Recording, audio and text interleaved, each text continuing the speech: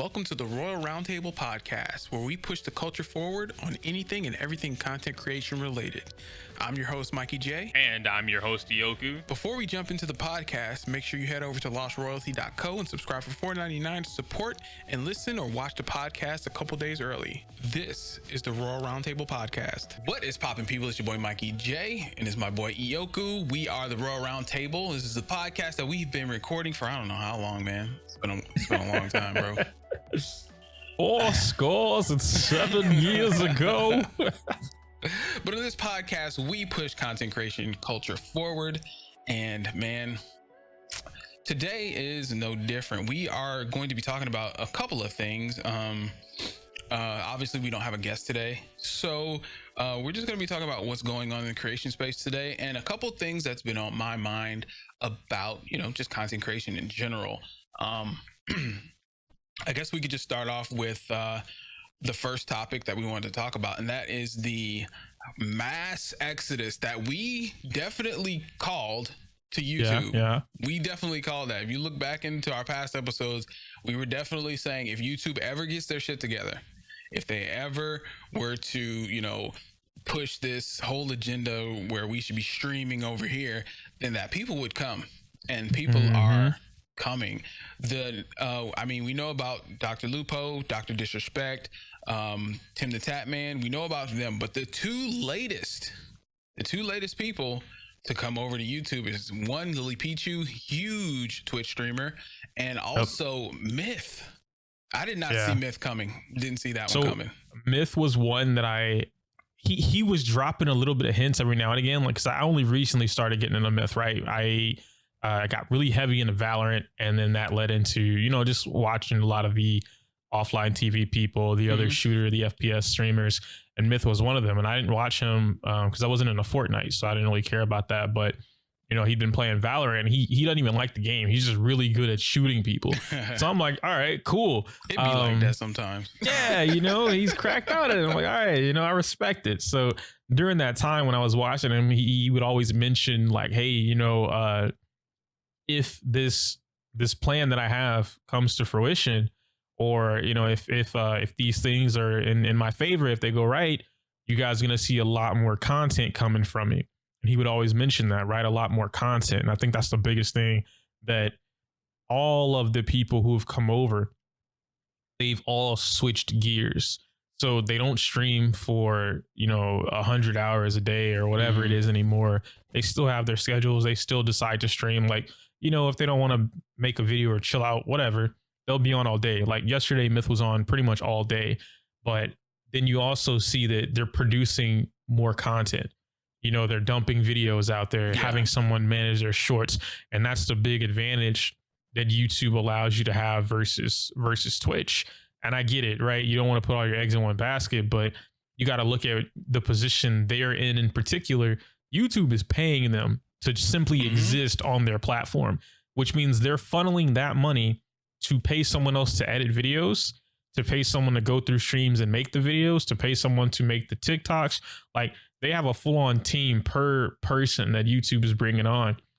And it's really good for YouTube as a platform because, one, competition to Twitch, right? We don't have Mixer anymore. Facebook gaming is decent. I just don't like Facebook. All right, let's just be honest here. All right, Twitch really doesn't have a leg to stand on. Not so much pretty much at all. The reason why a lot of people are saying that they don't pay people, their shares are their revenue splits are ass. It's because they literally cannot push that envelope because they don't have the money. Yeah, they're backed by Amazon, but Amazon, it's kind of like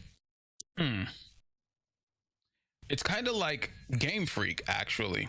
Like Game Freak and then the Pokemon Company are two totally different things. But Game Freak, Pokemon Company only allows Game Freak to have so much in a budget. Yeah. If Game Freak doesn't make that money back, then Game Freak is, they're stuck making those other terrible games besides Pokemon, which we've all seen. But what was that game? Oh, Little Town Hero. Little Town, terrible. Oh my God, bro!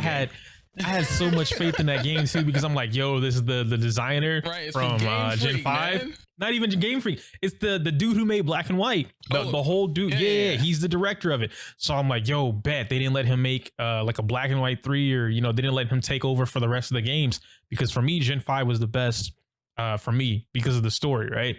And the direction, the pace, all of that was really solid compared to a lot of other Pokemon games. So I'm like, Little Town Here's gonna be great. You're stuck in that town. The pacing is horrible. Nothing goes on. You never find out what happens to your dad. Game. And that's 9 times out of 10 because the budget wasn't there. So if you really think about it, Amazon is not budgeting properly with Twitch. I don't think they care anymore. They don't care. No, I don't think they I was gonna say they don't care anymore. Amazon's Amazon. They know where their money is. It's definitely not at Twitch. So well, I think they saw a lot of potential in Twitch. They saw the potential, and then the people behind Twitch didn't want to adhere to Amazon's protocols or whatever the case was. Amazon just basically owns Twitch, and that's it. Yeah, they just bring up so much money to Twitch or whatever. But on the other hand, you have YouTube, which is what my point was boiling up to. You have YouTube, owned by Google, backed by Google, and whatever YouTube wants, YouTube gets. Like, YouTube has the ad revenue, they have the memberships, they have everything you could want within a content creation space that the content creator actually needs, and that's something. The only thing, and I'm pretty sure that they're working on, is discoverability. Now, if you're already a big YouTuber, you don't need discoverability. You're already discovered. And I get that. But even for small channels to blow up, you see small channels blow up every day. You see this new content creator every day coming off of, YouTube. It doesn't happen that much with Twitch. It's like with Twitch, you always have to know somebody that knows somebody that knows somebody. But with YouTube, the way the algorithm works is, and it's always constantly changing, but the way the algorithm works is if your videos are good and people are watching them, it actually does work in your favor, that you get more eyes on your videos. That doesn't necessarily work with Twitch. You can have a good day on Twitch and then the rest will be just bad, and then you don't get anything off of it. Not really with YouTube. With YouTube, you have a lot of case in point, my Genshin Impact videos. My first couple of Genshin Impact videos did collectively over 100K views. I got a little bit of spark off of those, but then I didn't put in the work behind it to keep it up. Had I put in the work behind it to keep those up, I could probably be pretty decent in the Genshin Impact space. Facts. I mean, it's really just all about work. Now, had I done that on Twitch and I worked my ass off, I'd probably still be streaming to like maybe 10 to 15 people. That's just how that works. Like I could literally get somebody to, raid or host me for like maybe 200, 500 people. About 20 of those about 20 will probably hit the follow button, and about 5 will come back. And that's just how that works. And that's just the rule of thumb with Twitch that a lot of us do understand, right? In order to grow on Twitch, you have to grow off of Twitch. Yes. Which is some of the dumbest things, right? Like every other platform, TikTok, you grow on TikTok. Facebook, you grow on Facebook. YouTube, you grow on YouTube, and so on. And so Instagram, right? You grow on Instagram. Twitch is the only platform that you can't physically grow on that platform because you can't be discovered. And, and when people like look at it like, oh man, well, so-and-so did whatever, or you can grow this way. Like, no, they have a friend in that community, or somebody is boosting them, whatever the case may be, right? You look at it and you take somebody like Pokimane, because I don't think her boyfriend or whoever that guy is that is in her streams frequently, he's not a streamer or gamer to my understanding. I guarantee you if he started a Twitch channel, he would immediately be gathering like 500 to 1,000 plus people to watch him, and because he's Poki's boyfriend. All of the chat's gonna be like, "What's Poki doing?" And that gets so fucking annoying. Oh yeah, 100%. Hey man, is Poki really hot behind the scenes? Does she really eat meals, bro? Does Poki breathe? Like, come on, dude, really? So you got a lot of stupid shit like that, of course, but the gist of it is that like when you know somebody, it's who you know, right? You know them, and they're gonna help you out, especially on Twitch. And YouTube isn't that way, but what these other platforms are offering is that discoverability.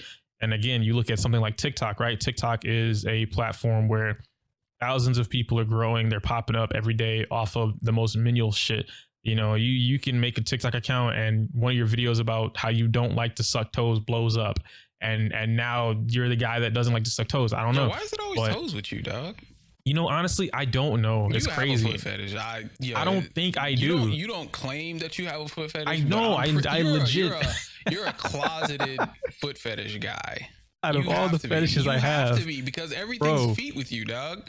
I think, you know what it is? I think it's just like, it's I'm so much of a not foot fetish person that I always use the foot as a thing, you know? You and your girl got to get the... Nah, you think about it, right? What is that site? What is it?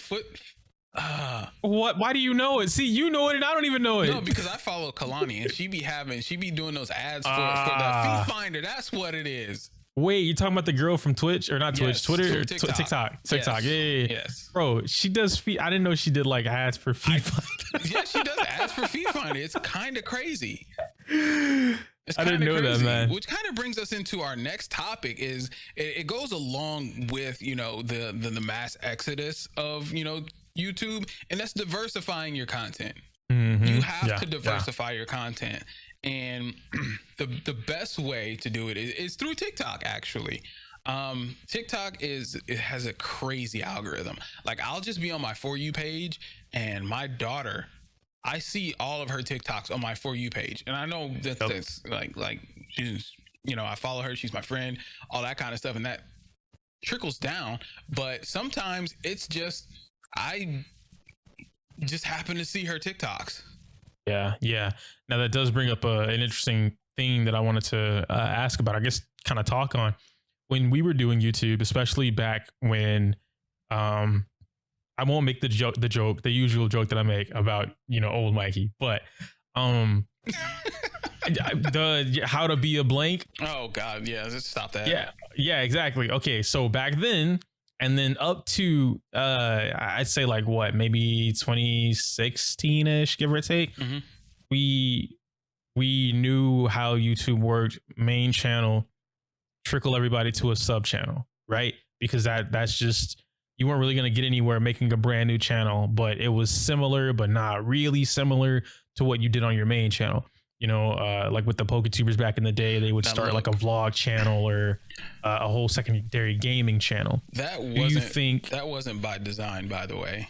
YouTube nuked me on that channel, and I had gotten that channel back, but Nick helped me out. So I basically moved my entire following from one channel to the channel that I have now. So that channel was just off in the ether. So I was like, well, just fuck it. Fuck it. That wasn't by design at all. So with that in mind, do you think TikTok or YouTube Shorts or Instagram, any of them, do you think that circumvents the need for a secondary channel on YouTube now? Or do you think it's a lot easier for people to be able to manage multiple YouTube channels? Like, is it even needed at this point? Me personally, I don't subscribe to the need for a second YouTube channel. I just don't. Now, if we're making, because I do believe that the shorts and the TikToks are a totally separate thing. As far as having a separate channel just for shorts, I guess that's okay. Because I mean, the algorithm has proven that you know, starting a new channel for shorts is better than just putting shorts on your own channel. Mm-hmm. So I guess in that respect, yeah, that's probably where you want to go. But as far as making a second channel while you're not, I guess you don't have the community to back it up. Turn my lights off for a little bit. No, that's fine. Why you don't have the community to back it up is, I don't know. I don't think it's a good idea, just because you don't know the potential of your main channel just yet. Mm-hmm. So as starting out, yeah, I don't think that's a good idea. But say you hit 100K, 200K, you got a really, really nice, you know, consistency going on there, and then you want to you know, spread out. You want to do other things on, and then you would make a different channel. That's usually how that works. But I'm seeing a lot of people who are, you know, just starting out content creation, just getting their 10,000 subscribers, 20,000 subscribers, to want to do that breakout. And it's just like, man, that channel has not spread its wings yet. that channel is just now getting off the ground and you know, going to where it needs to be, you really need to invest more in that channel before you start to venture out on and doing other things, because and there's you want to build up your community, you want to build up relationships with, you know, brands, and they see that 20K and they're just like, I can't mess with you, but it would be better if you had a little more. And like, I've had those emails all the time. So it's like, you want to build up a brand that's consistent, and 20K, 30K, that's not consistent enough for these companies who are giving out money for, you know, these brand deals. It's just not. And I mean, there's a lot of people that do it, but you're not going to get those big ones by diversifying so early. Now, what I mean by that is, you want to diversify your content. You want to reuse content. You want to break down like videos and stuff, like really key points, put those up on TikTok, funnel those views back into your channel so your channel can actually grow.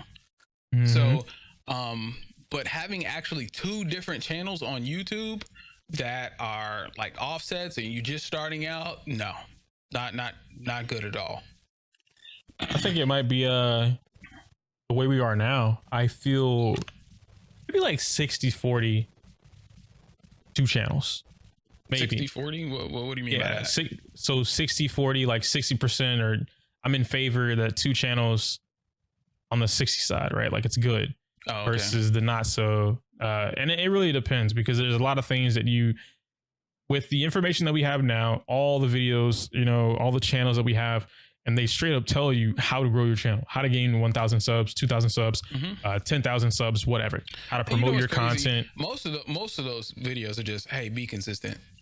Yeah, for sure. But when you do find some of the gems, like I told you earlier before we started recording, I've been watching Roberto a little bit, you know, just catching up on some videos and whatnot. And his last 2 that I'd seen, how to get 10,000 subs and then how to get 1,000 subs. Both of them had the same thing, but it was something that he said that nobody else is really saying. And that's what I was telling you again earlier too, was the promotion part. So he says that he has 4 steps, right? It's plan, produce, something, promote. Maybe it's upload, I don't know, but it's plan, produce, something, and then promote. And it's got to be a P then. But like, one of the things that he mentioned, and this is consistent among everyone else that talks about growing a YouTube channel, a community, and audience. We don't need to upload daily anymore. Coming from when you and I were doing YouTube, daily uploads were the thing. Shit, double uploads a day were the thing, right? You know, and so that was the meta, especially for like Pokemon or whatever you were doing gameplay, because we weren't editing videos the way that they get edited now. There was not any hyper editing done. We didn't have intros like that. You know, was pre-adpocalypse. Yeah, pre-adpocalypse, right? You wanted long form content. And you wanted this long ass gameplay, 30 minutes to an hour long, depending on what it was. Yep. You'd probably getting 2 of those, one in the morning, one at night, you know? And if you had battles, shit, you were not getting post-com battles. You were getting live commentary battles. Yes. Them bitches 20 minutes long a piece. I'm giving you 3 a day because I can knock them out, right? No editing required. Easy. Yeah. All I had to do was talk, and we didn't cut out any breaths, no pauses, because we wanted to show you the full gameplay, the full battle. You know, so you can't say like, oh, he's cheating, blah, blah, blah, whatever. Everything was left in the video. So coming from that, doing daily content was super easy. Nowadays, you have to find a way to mix quality.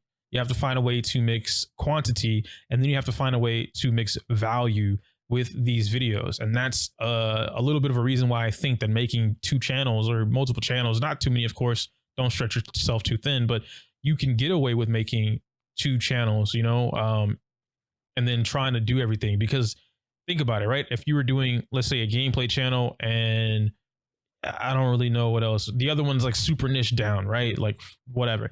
And that gameplay channel or the other channel only has 1 video a week.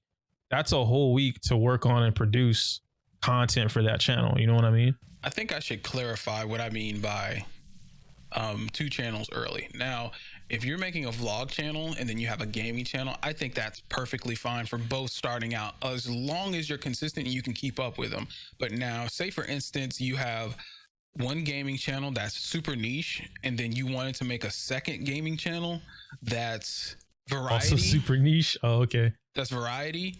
Then I don't think that's such a good idea, because then yes, it's too, I guess it's too much of a conflict of interest right at the beginning, because now you're making these type of gaming videos and then you're making this gaming video. You're making this type of gaming video, and it's too much of a mix right at the beginning. Like you don't have a core audience for either. You don't have, and I guess you're just basically, throwing shit up against the wall and see what sticks, and which one sticks the best. I feel that's too chaotic. I feel that's I see what you mean there. Especially I can get you. Especially starting out.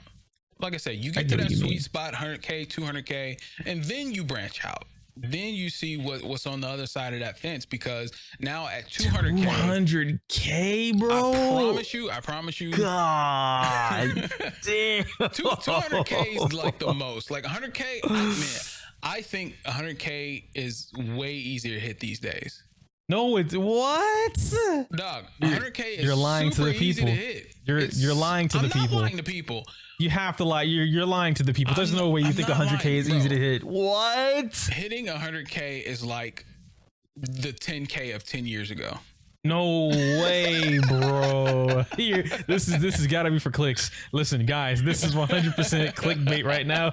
This is for the views. Don't believe what he's saying at all. There's no way you believe that, man. All right, so really, hear me out.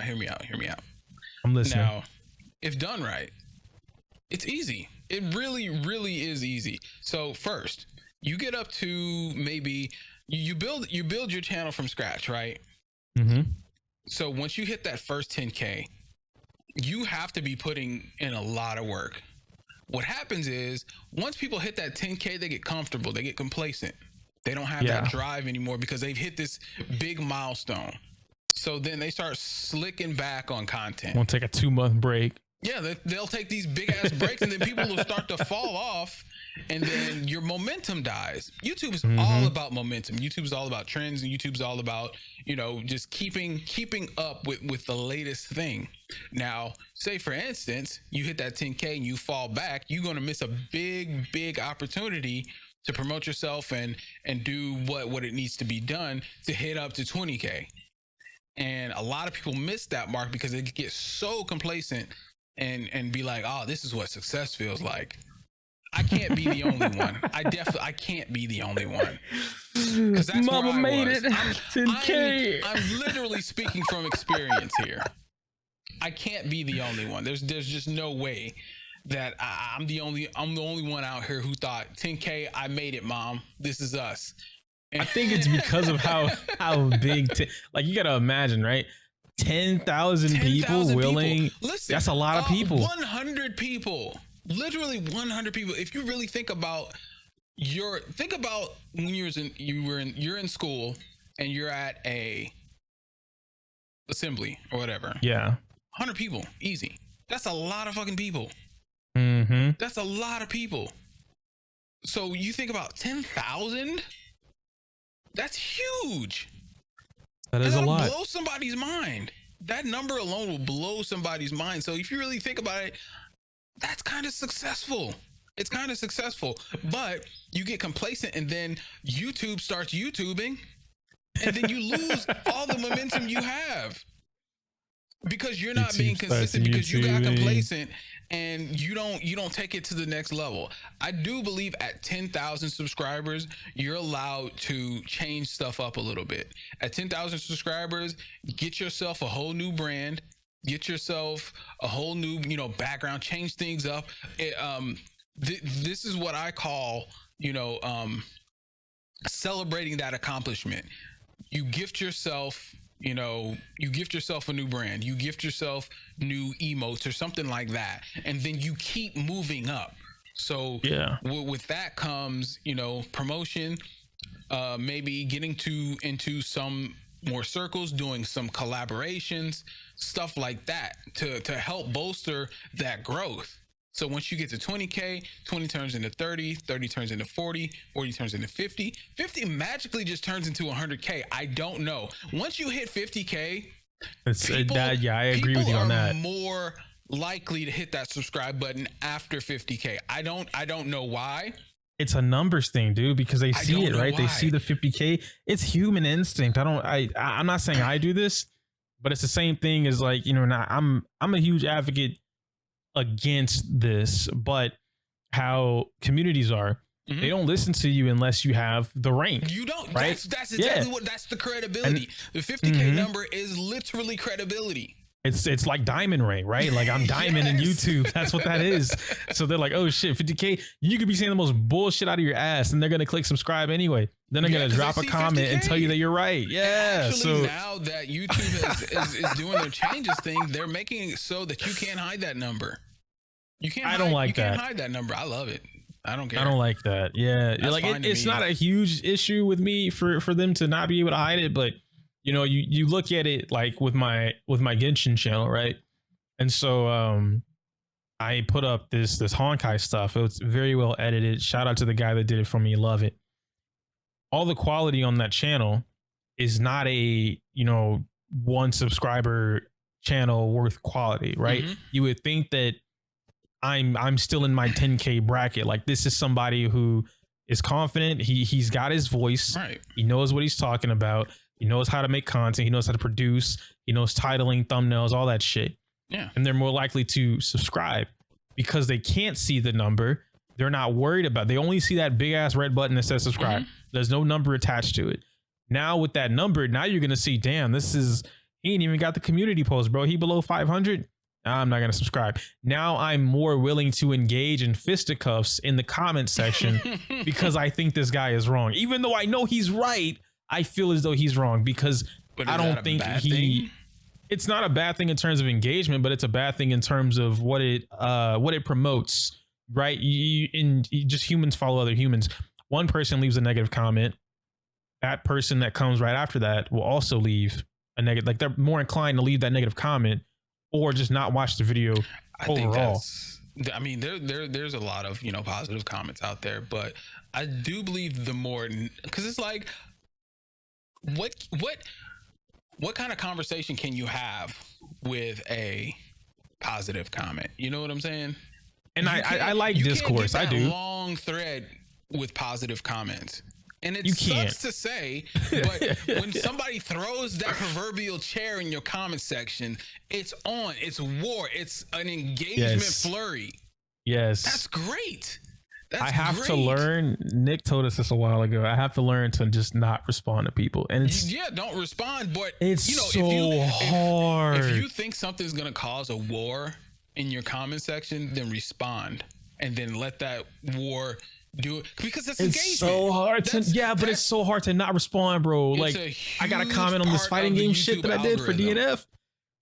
People in the FGC are so dumb. You know what's crazy? and I put this tweet out yesterday, I believe. It said I watched a YouTube short that deliberately lied within the video. It deliberately lied within the video because I went to the comments and everybody in the comment section was talking about the deliberate lie. Yeah. But that's what he got what he wanted. It was a food video and they were making some type of egg pudding or some shit like that. And he was like, what did they say? It's like, this only requires two ingredients. They use the egg and then they use milk and they mixed it up. And then in the next section, you clearly see them add water and flour. And it's just like, no, that's 4 ingredients. No, they said, well, you have water in your house, so that's free. It doesn't count. And everyone has flour. The comment section went crazy, and that was by design. That's incredible marketing. That's incredible engagement. That's incredible bait. That's amazing. This is the first time I've ever said that it's okay to lie to your subscribers because such a dangerous game, though. It's such a dangerous game, man. It is. When you lie, it's got to be a damn good video. It's got to be. No, not even that. That video was trash. But but it got the engagement up. Yeah, and it did. Big part of the algorithm is engagement. Definitely. So once you get that engagement up, you have people that, I mean, obviously there's a lot of people who see through the shit like I did. I was like, oh, damn, that's a crazy tactic. Kudos on them. And people will subscribe about that when they make those viral videos. I mean, that bolsters subscriptions, that bolsters engagement, and it's just overall good marketing. So I guess to a point, it's okay to lie within the video, not in the title, because YouTube doesn't like that shit, but like you put it in the video and it's like the first thing that you hear. Obviously it's a short, so you know how that TikTok lady always says, you know, whatever the caption is, she'll say only need 2 ingredients. And then you see they're putting in 4, like, motherfuckers don't know how to count. What was the nyet part, bro? You know how I get, man. You said the lady. I'm thinking like, yeah, the lady. I'm over here agreeing. I'm like, yeah, lady. And he's like, nyet. I was like, who? What robot lady says nyet? I'm like, bruh. Everybody knows how the TikTok lady sounds, but no, it's a crazy tactic, and like I'm probably gonna start using it. I think it's worth it because, you know, even with the little things that we do, man, we'll purposely mispronounce something just to get people to correct us in the comments. We'll, even though we know we're right, we'll say it wrong, you know, yes. Or we'll give a wrong piece of information surrounded by nothing but facts, just so that you single-handedly point out the one thing that's wrong. So that, and again, it's a human. I don't know what the complex is called, but it's a something complex. Narcissism. And I don't know. Maybe that's what it is. I don't know, but like something triggers.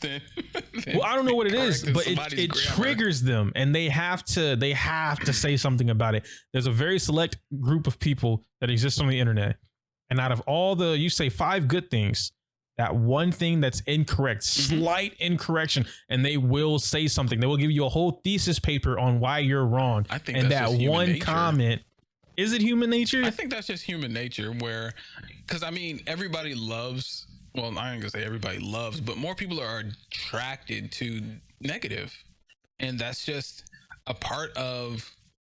I don't know. Have you ever seen the episode of Family? Not Family Guy, American Dad, where Stan he made his own little town and he used a shrink ray on himself. What the fuck? No. Oh man, it's a whole episode about him wanting the things that he wants correctly.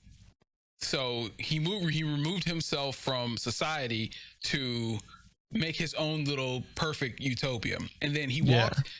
It was like it's like miniature models or whatever, and he struck himself down to live within the miniature model. So he saw that one of his miniature models, like the donut guy, was leaning towards the left, and he got mad. He ripped him out and he tossed him off the damn thing. He was like, oh, now it's fine. Everything else is perfect now. That's the YouTube comment section. You'll have everything else so right within your video, and then there's one thing that's wrong, and people will lose their absolute shit in the comment section because of the one thing that's wrong, and they have to correct it, or else they can't breathe. You're not wrong, because like, so my DNF video has been performing pretty well, and I didn't make it to, like, I genuinely don't remember saying that I'm making this video to cause war, but I know me, so I know I made that video to cause and attack somebody, right? So you deliberately lie. Right. And in the video, I break down Swiftmaster from DNF, and I break down charge partitioning, negative edging, charge buffering, and I straight up say I don't know which one it is, because I do not fuck with charge characters. I don't care, right? That's not my thing. But I'm going to say this term because the other Swiftmaster players have been using this term and spreading it around as what they do. So obviously they know because they play the character, and I don't. I'm just repeating what they say. I have over 50 comments of someone telling me that I have used the wrong term and that it is not negative edge or charge partitioning. It is just regular charging, and that Swiftmaster is doing it and he is not negative edging anything and a bunch of other shit. And I'm just like, but I said that. I said that I don't know what it is. It doesn't feel like that's what it is. But because the players who play this character say that, it doesn't matter. I'm going right, and they're like, "Nah, your whole video is wrong, bro. What rank are you, bro?" The triggers that go off in these people's minds, they're just so overwhelming that they have to tell you what you already know. It's ridiculous. It's dumb, but they have to. I don't understand it. And there's I'm not one of them, but I love to see the chaos ensue. I love to go into the comment section and just be like, am I the only one? I can't be the only one. Mikey's the guy in the comment section. Hey man, look, I hear you, but ain't no way I would have let him talk to me like that, bro. I'm just saying. Me personally.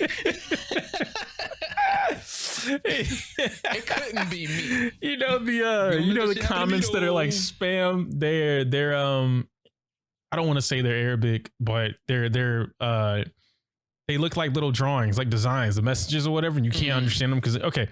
So it's funny because I imagine you going in there and like maybe somebody let that spam comment go through as a reply. And then you coming up, hey, bro, I know what this language is, and he talking about your mama.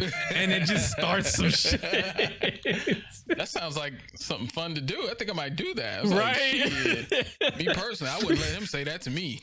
You just go around clicking to see who's got the comment coming through. Oh, shit, you let spam bots in your comment section? It's on. Nah, that's funny. That's funny. And be worth it, though, man. It happens, but, you know, it just... content creation is a ball game in itself. YouTube is in its own kind of park. And I guess going back to the original, like the main thing with Twitch,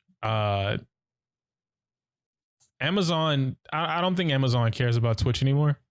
And I don't think that it's, I don't think it's because like they don't see any promise, or, you know, they didn't think the idea or the vision was solid. I think Amazon is not in control of what Twitch allows per se on the platform, and that Twitch, whoever the original team were or the new people, I think they're in control of that. So that's why we have a lot of the, like, okay, you remember the hot tub incident where we didn't have a hot tub category, but instead of kind of like regulating what they said their rules were after they'd already made new rules about partial nudity in the first place, and then certain people got around that by, oh, well, we can only be partially naked on a beach. All right, I'm going to bring the beach to my house. Now what? Right? Instead of regulating that and slamming down on it, Twitch was like, you know what? You're right. We'll give you your own category now. And bro, what? So the way Twitch manages rules, and this isn't even like a anti-hot tubber, sex girl, whatever you're supposed to call them. I don't know. It's not an anti that statement. It's just the fact that Twitch is so flip-floppy about what they want to come down on versus what they don't want to come down on, you know? Like the dudes without shirts on, if they're in the gym or they're doing like calisthenics, right? There was a calisthenics channel that I followed, and he got banned off of Twitch because he was outside at a park, and he you know, he's jacked, yeah, but he's just doing calisthenics. He got reported for partial nudity, not at the beach, not in the hot tub, not in the right category, banned. And I'm like, dude, what the fuck, bro? Like, are you serious? And it's just because they don't have a distinct, these are the rules, period. And they allow so many people to swim around it, you know? But YouTube isn't that way. And, you know, you can get around a lot of shit with YouTube, right? But if YouTube's rules say blank and you get caught, that's it. You know? So YouTube's punishment is more consistent than Twitch's. I will say that, but their rules are definitely all over the place as far as what's what's suitable, what's not, what'll get you demonetized, what won't. And I mean, they've been better. Like, I'm not gonna say that they're all fucked up, but they've been better about it lately. But there's still some things that, you know, that should be allowed but isn't. Yeah, for sure. And then there are obviously, like, they know the scams and stuff that are going on with YouTube, and they need to have better responses for people whose channels get hacked. Bro, Like, that's ridiculous because how often it's happening. And what the crazy thing is, it's like, okay, well, the channel got hacked and now they're doing this crypto shit. But a day ago, and then a day ago, and every year before that, they uploaded Pokemon content. Yeah. Something's up, YouTube. This is a blatant hack. Like any person with a brain knows that this is a hack. So let's do this right now. You shouldn't have to wait 2 weeks to figure out what happened. You know what I'm saying? Right, exactly. And I get it if it was, if they were more open about the communication, at least with the person who would have gotten hacked. And it's like, hey, look, this is what happened. We understand. We're going to go ahead and lock the channel down. All your stuff is being reinstated. We're putting back everything, the views, whatever. It's going to take 2 weeks for that full process to finish. Saying something like that, that's totally fine. That's fine. But for you to tell us like, yo, it's 2 weeks for us to get onto it. Like, nah, bro. That's some bullshit. There's no way. No, and they definitely prioritize, like the bigger channels, bigger numbers, you can get shit done. And I don't want to name drop, but I'm just going to throw out Afro because he is one of the 1 million, very, very rare percentage. There's only 3,000 people, to my understanding, that are above. Because 1 million is the platinum or diamond? Yeah, diamond. Wait, no, there are only 10 million is diamond. Is it 10 million? I don't know. What's gold? There's silver, then there's gold, which is 100K, right? Or no, silver is silver is 100K. So maybe gold is 1 million. I think gold's 1 million and 10 million is diamond. Okay, so there's only, I think, 5% from what the numbers said. Only 5% of YouTubers get the gold play button. So he's already in the 5%, right? They're gonna take care of him, free, easy. He got all that shit handled in less than 3 days, like 2 to 3 business days, and he got all his shit handled within the channel, if not the same day. But someone else whose channel is maybe like at 57K. 101K, 3K, it's not getting handled that way. And honestly, it sucks because like I'm afraid I bought this thing, I don't know where it is. The little digital security keys to where nobody else can log into your shit without that key. All right, so it was a trend and I noticed it. I don't think this is the exact reason, but back when Afro's thing first got hacked, and then the guy got hacked before Afro, and then a girl got hacked before that. Each one of them just happened to have bought one of those digital keys before getting hacked. They bought it, they used it, and then the hack happened. So I don't know if there was like something in the system, like, oh shit, this person has a security key, let's go target them now, or whatever. But point being is that I haven't even used mine yet because I didn't want to somehow like bring that to myself or anything like that, because I already know YouTube they're not gonna fix my shit. If something happens to my channel, bro, it's a wrap for me, because I'm not doing anything for them. Not to say that I don't make money, but I'm nowhere near something that they would care about. I don't have the clout to like, guys, can you retweet this? Can you guys get my channel reinstated? Somebody help me at YouTube, whatever. I don't have that type of clout. So I'm gonna just be in the abyss for the next 6 to 12 months until they see it. Oh shit, we never fixed this channel. Hey bro, you still want your channel back? My dog, it's been a year. What you mean? I'm a working class citizen now. I consume the content. I don't make content, feller. All right. No, man, that shit's fucked up. And that sounds so fucking suspicious what you just said. But I thought Afro bought it after he got hacked. So the first one happened, and he'd gotten the keys. I don't know which keys he got. I want to say it was the Ufiko or Unico, whatever that brand is. But he'd gotten 2 of those. He was telling us about it, and then just that he'd used them. He finished the process, whatever. Later on that day or like that night, he was asleep, and then boom, his channel was snatched. And then after that, it happened again, but that was during the whole like Keymailer thing, right? Where he was looking, he was like, oh, okay, the people at Keymailer, they give out your info, and Keymailer was like, we don't do that. So yeah, so there's no telling what it is that happens because they're so random. It's not like somebody's getting canceled, right? And then someone is getting hacked the next day. No, it's just out of the blue. Somebody's channel is just fucking snatched, and you have no idea. I think Afro was definitely targeted. That one was targeted 100%. He was definitely targeted. You know, like Nexus, right? Who's targeting Nexus? Weird Pokemon niggas, right? Or Glitch. Glitch is recent. You know, her stuff got snatched. She makes music. Like who the fuck is targeting, bro? Glitch is like one of the least drama centric people in the community on YouTube. Yeah. Like, bro, she just dumps music and she's gone. She does whatever she wants, you know, throughout her life. Y'all are gonna target her because what? You don't like her? I don't like the way she remixed Violet City's theme. Like, come on, dude. What's crazy is they're taking people's channels who have the least interest in crypto. Like, you couldn't take a more, you know, a finance nigga shit and do the crypto. Right. At least you're gonna get some type of like, you know what? Damn, like, you might be onto something. What's the end game here? Like, they trying to convince people. They say we know gamers don't like crypto. We're gonna convince as many gamers as possible to get into NFTs and cryptos. It just doesn't make any sense. Like that. I mean, like if you're that fucking smart to hack somebody, why wouldn't it be beneficial to you? You know what I'm saying? That's not benefiting anybody. Yeah, it's just not like these niggas is just doing shit wrong. Like if I was that smart, I just wouldn't hack niggas who couldn't benefit me. It just doesn't make sense. I'm getting the money's worth, bro.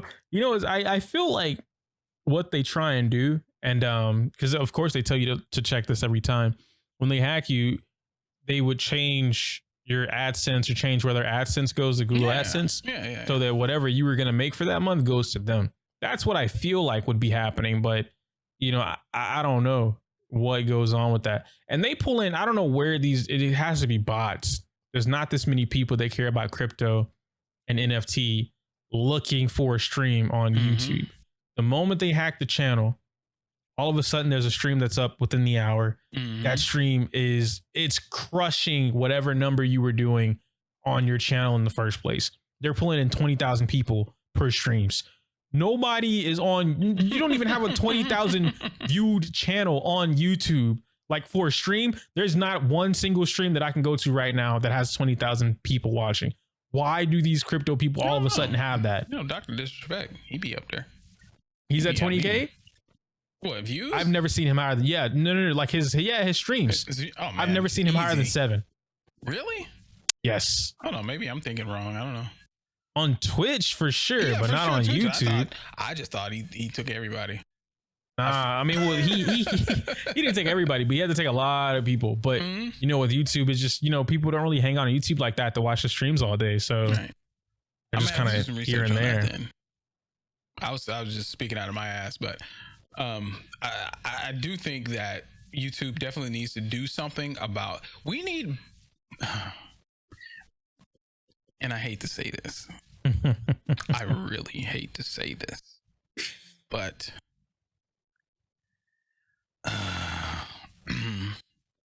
I think YouTube needs blockchain protection. What? I'm not a crypto bro. I'm not an NFT bro. I'm not. Let me preface this by saying that I'm not. But blockchain technology is some of the most secure technology on the internet. It is. That's just a fact. Now, what comes with that, I don't know. I just know it's super secure, and I know that once the transaction is done, it can't be undone. Now, that's the fucked up part. Now, if somebody were to hack your shit, then there's just no way of getting it back. But it's very hard to get that information without actually, like, I guess, for lack of better words, being stupid and giving up your information. Now, why is that? Not the stupid part. Why is it that if something's done, it can't be undone? What prevents it? Because everything is done through keys. So if you have if you have the key, then that's just what it is. You have it.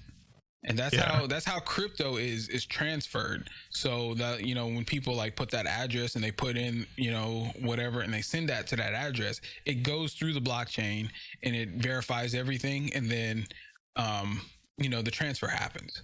After that, you can't get that back.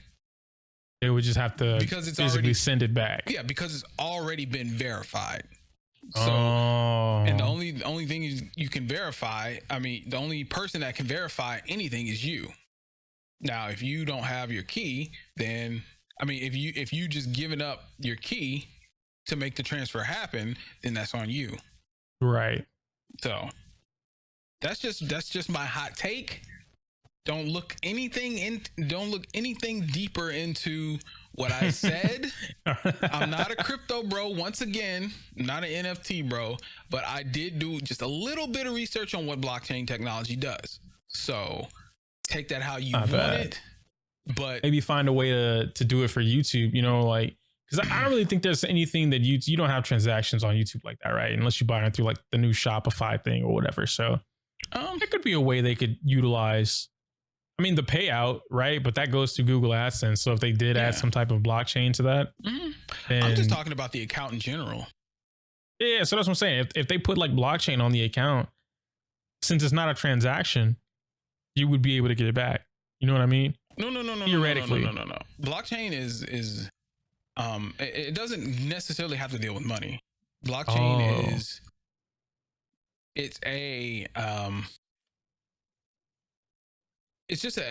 layer of security. That's all it is. So like a transfer doesn't have to happen, but the transfers that happen through crypto are done through blockchain. You know what I'm saying? Instead of something like, you know, going through a password protection or a two-step process. You know what I mean? Right. So blockchain is just one of those avenues that you can skip all of that and it's more secure. Oh, okay. I got you. Somebody's going to correct me if I'm wrong, but I think that's how that works. Actually, Mikey, right. I came to your Discord just to let you know. He pushes up the glasses. But I think that's how that works. I could be wrong, and I've known to be wrong, but I'm an expert on my own opinion. I'll tell you that. I might have to steal that. Just to be an asshole, I might have to start stealing that, bro. Man, I listen to a lot of people, man. I listen to and like if you hear anything new, it's not new. I'm just stealing shit from other people. I promise you. Damn, I remember this Mikey quote. Mikey comes in. Actually, that's not my quote. I got it from so and so, but it might work out. Mm-hmm. Yeah, but do we have anything else on the agenda today? Nah, that might be it, dude. It was just a chill one today, talking about, you know, YouTube, Twitch, and just giving you guys better insight on content creation and a little bit more about the things you should be thinking about right now. I've been more on the boat of what Nick has been pushing for a while. You know, as a content creator, you have to. I think Afro told me this too. You can't, Afro did tell me this. You can't do both. I'll end it off on this, right? I have a quoted on my YouTube channel, but it was a direct quote from Afro that he told to me a while ago when I was getting advice. You cannot physically do both at the same time and expect to grow both at the same time. You're either a YouTuber or a streamer. Both of those can be content creators, but you cannot focus both. You either have to focus YouTube, which means streaming gets put on the back burner, and you know, you stream whenever all your videos are done. When you're good to go, you got a week or two in the tank. Now you can stream, or you prioritize streaming, which means your funds need to go into paying people or finding different sources of revenue so that you can get those videos produced, right? Yes. And then you don't really have to worry about making a YouTube channel and niching down or anything like that. Your priority is growing your stream. So now you're focused on TikToks, YouTube shorts, personality-based videos, things that go viral. That's your goal for that. So it really just comes down to that. But with YouTube moving into the second half of the year, I expect them. We already got gifted memberships. We're going to start seeing a lot more changes. Somebody else is going to get snatched from Twitch. I'm telling you that right now. We're going to see that in the next 2 months. And it's going to be a big one. And, you know, if you were focusing on streaming or content creation, right now would be the time where I'd say, honestly, it's okay to put all your eggs in the basket of YouTube. You have TikTok on the platform, which is just as strong of an algorithm. You have YouTube as the VODs, so actual YouTube videos. And now you have streaming with monetization. If you were to start a brand new YouTube channel right now, it is way easier to hit monetization through focusing on YouTube alone than it would be a few years ago, right? Because your stream hours count towards monetization hours, which helps you get money faster. It helps you get monetization faster. Brand deals, whatever the case may be. Yes. YouTube shorts don't count towards watch hours though, which I think kind of sucks, but that does suck. Yeah, it does, because you get a lot of hours through YouTube shorts, bro. They're so popular. Mm-hmm. But that'll be my final thing that I end that off on. If I were to add to that before we get out of here, I would say you have to absolutely, in this day and age, in 2022 of July, you need to repurpose your content. Repurpose. And I say that to say because there's always something new that you can do. There's always something that, you know, you can go back and just redo. You can, the fuck was that? Anyway, you can always just, like, for the podcast, I'm probably going to go back through old episodes and start taking bits and pieces and start putting them up on TikTok and start putting them up on YouTube Shorts. Oh, by the way, the YouTube channel is back. We'll be putting the new episodes on the YouTube channel now, instead of, well, in addition to the website. Go subscribe at lostroyalty.co. But no, you should always repurpose your content, because recycling content, repurposing your content, putting it on different platforms is the best way to grow. It's a lot of work, but I mean, it's work. Like, don't ever let anybody tell you that content creation isn't work. That's the whole thing. Like, last week when we talked to CJ, he said content creation, there's a lot of streamers out here. There's a lot of people who make videos, but there are so few content creators. Yes, you have to create content, and that's way more than getting on the camera. That's way more than, you know, just, you know, spitting out a video here and there. You have to create content, and that could be a million different things. That could be a voice reel. That could be a course that you make. That's content that you can actually just sell. So, I mean, you have to get out here, create content, make some money for yourself, start a business, creating content. Do it. Yep. Do it. This is why we're here. We're here to give you that little extra oomph, that little extra inspiration to say, hey, I mean, we're doing it too. So if we can start from here and we can build it up to wherever it's going to take us, then we want to be that inspiration for you guys. So that's just what it is. You got anything else, Iyokuu? That'll do it for me. All right, that'll be it. Thank you guys so much for listening. This has been the Royal Roundtable podcast. You guys have a good day on purpose. Peace out. Peace. That's it for this episode of the Royal Roundtable Podcast. If you're listening on any of the podcast services such as Spotify or Apple Podcasts, please drop a rating. And if you'd like to listen or view the podcast early, you can go over to lostroyalty.co and become a premium member for just $4.99 a month. You'll also get access to exclusive chats within our Discord. Discord link will be included in the show notes below. The Royal Roundtable Podcast is produced by Mikey J and Sacred Almighty. Executive produced by Iyokuu. Video and sound by Mikey J. Intro song is by Zenbuster Music. Social media links to Royal Roundtable Podcast and all crew will be included in the show notes. Thanks for listening.